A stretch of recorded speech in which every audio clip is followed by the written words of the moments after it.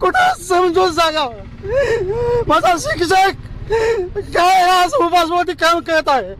या देशामध्ये एवढा अन्याय कोणी केलाय का नाही मला जाणवत नाही।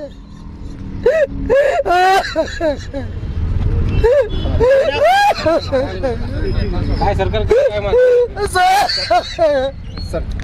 शासनाला एवढी विनंती हात जोडून की येणाऱ्या अधिवेशनामध्ये 10 तारखेला जो शासन निर्णय आहे त्याला निर्गमित करावा आणि वाढीव टप्पा द्यावा एवढीच मी कळकळीची विनंती करतो शासनाला।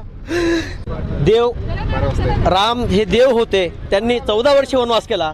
आम्ही माणसं आहोत आणि आम्ही 17 वर्ष या 20% पगारीसाठी वाढ बघत बसलो।